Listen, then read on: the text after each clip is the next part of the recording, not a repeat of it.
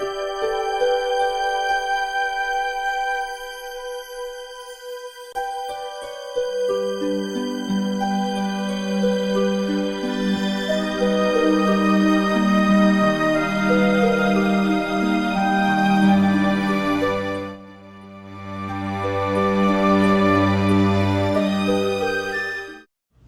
Promise University. Welcome, gentlemen. We appreciate you being here. Have you guys seen these cards by chance? The starter cards? No, have you seen these?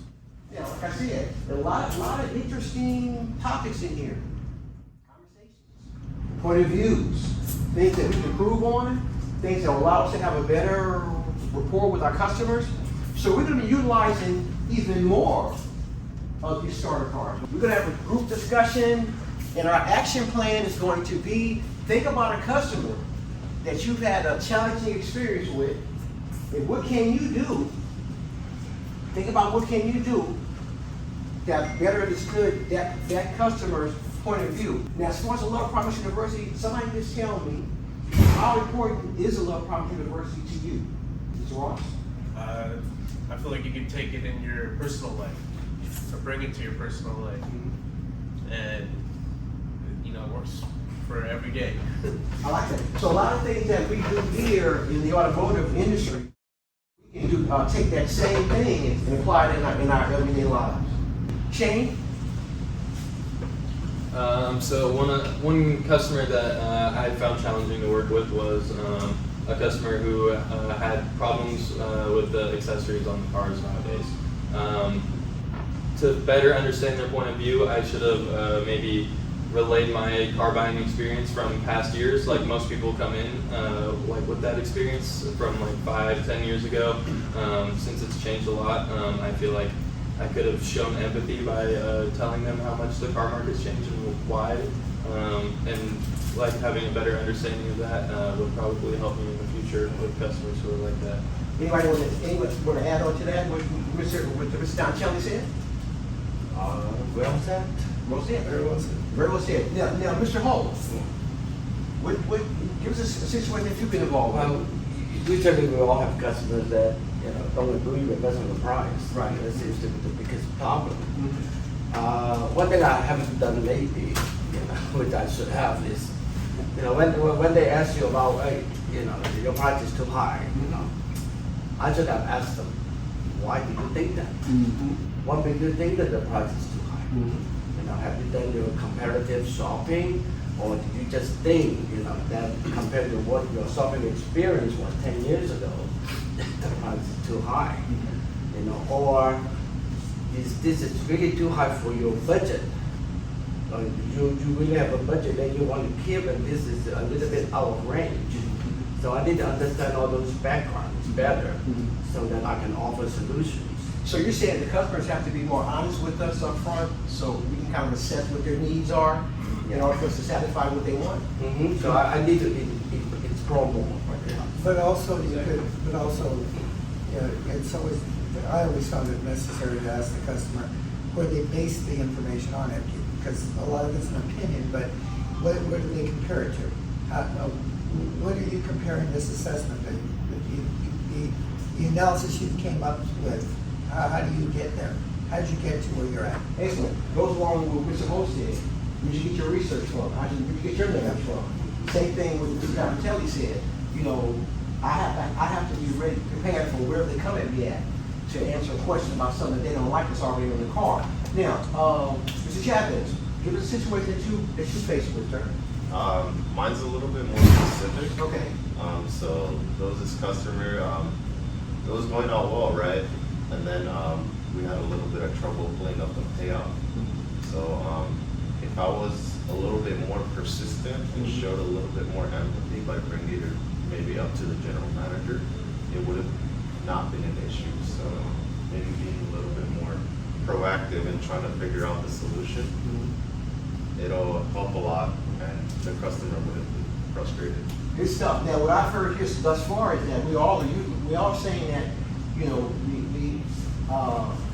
have to utilize the heart pillars. That's what this whole discussion is about, utilizing the heart pillars. Now, from the first four guys that spoke, they talked about empathy, right? Now, Mark, this situation, share with us. Oh, I had a client who, he was a repeat customer that I dealt with for years. But every time he'd come in, he'd accuse the store of taking advantage of him, you know, well, everything was overpriced, and, you know, I was wondering, well, why are you still coming back? You know, at the time, we were the only ones that would really sit with him, and he's since then passed, but it was hard to, because he was multiple personality type of guy, and once he had passed, you know, we found out from his history that his favorite place to do is come buy a vehicle, and he grew up in a depression. Grew up in a time where, you know, every penny, where you pick a penny up off the floor, even though the guy was very well to do, and, you know, he was just that type of client. So definitely knowing a little bit of your client's history, and that's when you're sitting there and chatting and getting to know your client as you're waiting for finance. You know, it isn't always about the sale. Sometimes it's just getting to know a person. Now we're all this is the sales staff, and so what we're saying here is that we all utilize the 5 heart pillars in some shape, form, or fashion with the customer. Whether the customer be negative with us, we still continue to use the 5 heart pillars. All the examples that we stated thus far have been excellent. Mr. McCartney, share with us your experience, sir. Well, yesterday I had an extremely difficult customer starting with the test drive. She, first off, didn't want to do it, and then when we did the test drive, she was driving very erratically, and I asked her why, and she said, I wanted to see the capabilities of the car. I took over, drove the car, showed her a little bit better. She fell in love with the color of the car, and then from payment to price to, she left in the middle to go get lunch for 2 hours, and then came back, and then finally we got her on the price, and then she left again and said, could you deliver the car later on? So I noticed halfway through that she was wearing a hearing aid, so I'm gonna guess that she probably didn't hear a lot of the stuff I did. I adjusted when I noticed that, and I figured out that, oh, okay, so she's an older woman by herself, kind of unsure, although she was a project manager, she had a lot of responsibility, but I noticed her disability, so that probably really, So what do you feel you could have done to be more understanding with that person, kind of more observant with them? Yeah, I mean, my own father wears hearing aids, so I should have noticed that earlier on. Maybe I could have just picked it up that she did have this disability, and then I could have adjusted earlier. I think she missed the fact that there were some dealer additions on the car, because she was happy when I told her about it, but she didn't think she was going to pay for it. And then when the price came up, she was really shocked and quite upset. And I should have been very clear about maybe even getting a do you understand the pricing on this before I even proceeded? And I didn't. Good stuff. Mr. Ross, share with us what your experience has been with one of your customers. I would say again, just trying to work the best deal. Everyone's trying to get the best deal. Again, trying to help someone like you're helping your family member. You wanna, you want to solve whatever problem they have. See what problems they have, and then try to overcome everything. Like, hey, Mr. Lloyd, if this was a perfect world, what would the best deal be for you today? How can I try to achieve that? Sometimes you got to bring them down from the moon, but hey, it's just, being really personable, one-on-one, and putting the whole heart pillar into effect. Now, Mr. Ross hit on something, and we talked about this, about treating your customers like their family. I like that. Everything that you guys have shared with me, with each other, I like that. Now, Mr. Murder, share with the group what your challenge experience with a client. Yeah, I had a customer during Labor Day weekend. I saw him walking around the showroom floor, checking out the different vehicles. I had just finished up with the deal, so I was sitting down at my desk, and he walked up to me. He's like, "Hey, can I go for a test drive? Nobody's helping me out." And I was like, "Oh wow," I had seen him walking around, so I assumed he had been helped out. So, I asked him what he's interested in. He said a Forester. He liked the one that we had in the showroom, so I went ahead and grabbed a certified pre-owned of the same trim for him. He didn't really like that. He wasn't very happy about that. He was looking to test drive new. I think if I had done more fact-finding questions, it was Labor Day weekend, we were so busy, so I was just trying to get stuff done. It would have been a better experience for them. I like that now. Fact finding, treating people, your customers like family. Mr. McCarty said being more observant with the customer. Mr. Holt said, the customer, instead of coming at me with something, let me know, share with me where you got your information from. Shane saying just, being able to share with the customer what the sales is all about and the importance of it. Mr. Cerner, share with us what your experience has been with challenging customers. Yeah, like when we're busy and then they say, oh, I have an appointment with so and so. It's like, where is he? We have to explain when we work as a team. We have to explain that that person is not available, not even at the dealership. We can work remotely from the phone, computer. So that person was abrasive. It's like, oh, okay, that kind of doesn't sound professional. I have an appointment with this person. He's not even here. And then I had to switch that perspective and explain why we do that, why we want to make sure we turn, the person to another salesman, like kind of be compatible, somebody who knows and understands the cars and explain that. So I had to move from the original salesperson not being there and trying to actually go straight to make a friend and say, no, let's forget about that guy, let's start all over with me, and then click right away, trying to find something in common. Try to find hobbies that she likes or things that I like too. I can talk about it and forget about the other guy. And then focus on the car, make sure that's the right car with the right equipment, and then move on. And then we hit the objection, why you have to pay for all these things should be optional, so I didn't request for all this stuff. And we have to explain why the dealership had that. And then not just brush it off, but explain the purpose of us doing that, adding the protection to the things and all that stuff. And then at the end, she was happy for her launch in the middle of the rain.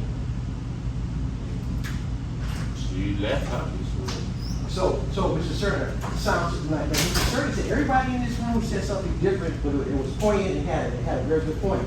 Mr. Cerner wanted to let the customer know, although you may have an appointment with Mr. Murray, for whatever reason, we're all professionals here, and we all have the skills to assist you, whatever it is that you need. So, because what you're saying is, what you could have done to understand this person more was for them to understand our system, and that's a good thing. And as a group overall, when you find yourself with challenging customers, do you get aggressive with them? Do you sort of kind of find a way to find a medium ground with them? So what do we do? Somebody tell me, what do you do with your customers when they come in and get aggressive? They want this, they want that, they don't want this. I do it totally opposite. If they're aggressive, I'm not. I take my time. I even pause before when I answer, and I try to direct the sale to being calm and deliberate. Now, do we size customers up before we can talk to them? Do we look at that like a chair? I don't like that chair. Is that fair for us to size the customer up before we even talk to them and find out who they are, what they're all about? Sure. Yeah. Let's get back to Love Promise University. Now, the thing with Subaru is they want to, like what Carlos said, what Mr. Murray said, Mr. Ross said, Mr. McCarthy, Mr. Chavez, Mr. Holt, Mr. Damarcelli, all of you said the thing is thinking about the customer. Now, one of you said, I'm thinking about myself and what I want. All of you did say that you want to be able to help the customer, understand the customer. So, dealing with a difficult situation with a customer, you cannot help but have it stored in your mind. So, if a similar situation comes up with another one, you've already got the tools and the thoughts to make this situation different than what you encountered before. Will we all agree on that? Mr. Dr. Kelly, how do you like this session, sir? I've been enjoying it. Mr. Holt, how do you like this session? Very good. Mr. Chavez, how do you like this session? Very interesting. Yeah, we know how Mark feels. Yeah, Mr. Clark, how do you like this session? Mr. Holt, how do you like this session? Extraordinary. Mr. Murray, how do you like this session, sir? I love this, sir. Had a few rough customers lately, so. Mr. Certain, how do you like this session? Yeah, it's really good. Good. Now, I want you guys to like John said, Lord, can we have some sessions or a little bit more than Starly? You guys give me things that you want to talk about. It's not just me. We're all a family, and we're all a group here, so we all want to learn things together and take it to the next level together. So I like this session that we've had here today because it's been different. It gives us a chance to do what Subaru wants us to do because, you know, if you think about it, it's an excellent program. And if we practice the 5 heart pillars every single day, how can we fail? How can we go wrong, right? Because we all know how important it is, how much we love our families at home. We have that same love in this building here. So when a customer comes in here, what are we going to do? We're going to show them the love, right? We're going to share the love with them.